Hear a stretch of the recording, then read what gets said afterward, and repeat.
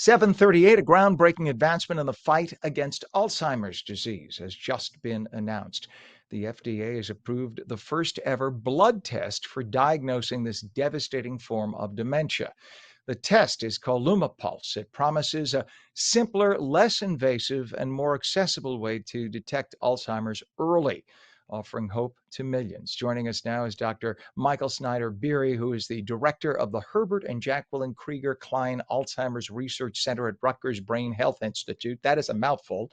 To discuss this game-changing development, Dr. Beeri, thank you for being with us. When I was a kid, it was rare that you even heard of somebody with Alzheimer's or dementia. Today, everyone has a parent with dementia, it seems, and then there's the percentage with Alzheimer's.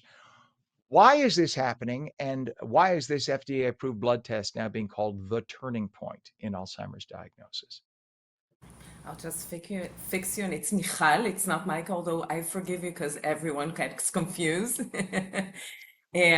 So first, the reason why why the prevalence, the frequency of Alzheimer's disease is so huge in the world now is because the world is aging, because medicine is great, it's getting better, and we don't die early. And this disease is a disease of aging. If there are about 5% Alzheimer's disease patients at the age of 65, at the age of 85, it's about 50% of the population that will have Alzheimer's disease or other dementias.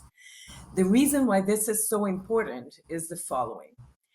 Up to 3-4 years ago, there were medications for Alzheimer's disease that were very, let's say, had very limited effects, beneficial effects on the patient's behavior and the patient's memory and the patient's cognition. About 3 years ago, a series of medications called monoclonal antibodies for amyloid. So amyloid is the pathology that aggregates in the brain of the Alzheimer's patient, and those drugs actually go into the brain, they break down that pathology. So 3 medications were approved by the FDA that do that, right? That break that pathology away from the brain. Their effect on cognition is not as amazing, is not as strong and good as their effect on the pathology, but still they change the course of disease.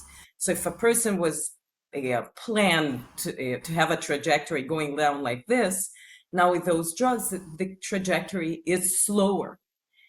To be eligible for such a drug, you need to have amyloid in the brain because the drug breaks amyloid. Up to not too long ago, up to 10 years ago, 15 years ago, the only way to diagnose fully Alzheimer's disease was only after the person died.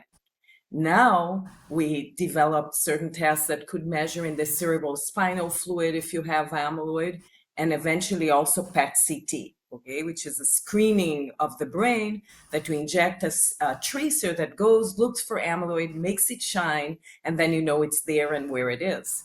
The thing is that most of the places in the world don't have a PET-CT, right? So that would be a rich people kind of assessment. This blood draw is able to assess 92% of the time correctly if you have amyloid in the brain. And therefore, it is a big deal that now anywhere in the world, anywhere in our country here, you have a clinic that can take a blood draw and send it to the right lab, assess if there is amyloid or not. Now So there this is, is, please. excuse me for jumping on. I'm sorry, just because we're down to about 3 minutes. And doctor, forgive me for mispronouncing your name, Dr. Michal. I'm sorry, That's fine. it's I early. forgive. I apologize. So this, if I could, because, and I ask also from a personal level, my mother had a hemorrhagic stroke, and she was diagnosed with amyloids in her brain. She had amyloid plaque in her brain, and my father has advanced dementia. So I'm listening very intently, and apparently Lumipulse measures 2 of the proteins in that blood test. So the p-tau217 and the beta amyloid 142. So are these the 2 proteins that apparently make up the plaques, the amyloid plaques in the brain, and that's how you're able to detect it with such accuracy? Yeah, it's a little more complicated than that, but generally speaking, what you're saying is right. Okay, the ratio of the 2 is what most well predicts the presence of the plaque in the brain.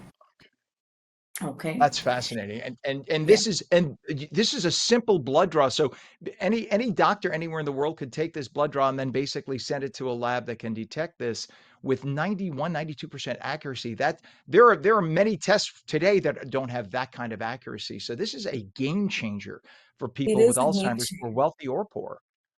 But I do want for the audience, I want to make something very clear.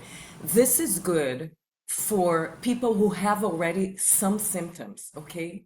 And this is very important to me to say because endless people have contacted me that have absolutely no cognitive impairment. And they say, hey, I want to know if I have it or not. And when there is no cognitive impairment, the test does not predict well. Okay, it predicts well if there is cognitive impairment, which is the ultimate clinical outcome of the aggregation of plaque in the brain. So I ask people to be careful. If there is cognitive impairment, it's worth going to the doctor, irrespective of the test, to be examined to see if there is anything else that is causing the cognitive impairment. And now, because there are medications that could slow down the course of the disease, then this test could tell you if you're eligible or not Yeah, and we're for the talking drug. just a short time ago, there was we had no way to detect Alzheimer's. You just saw people turn to nothing, which breaks my heart because I've seen it in my friends' parents. They literally go from a fully function. A friend was a doctor, and I watched him go from a brilliant brain to just a life that he would never have wanted to live, and it broke my heart to see that. So this is definitely the game changer. Dr. Michal Schneider Beeri, we need to have you on for a full length show because this is so important, and your research and what you've discovered here is life altering. So we need to have you back. If you would please come back so we can do a long show on this. You are the director of the Herbert and Jacqueline Krieger Klein Alzheimer's Research Center at Rutgers Brain Health Institute. We are so lucky to have you, and thank you so much That's for great. joining us this morning, and please come back. Thank you. I'll be back. I'll be back. Thank you so Please, much. please. This is too Thank you. important. I just so many people who have Alzheimer's and dementia right now, and that is the game changer.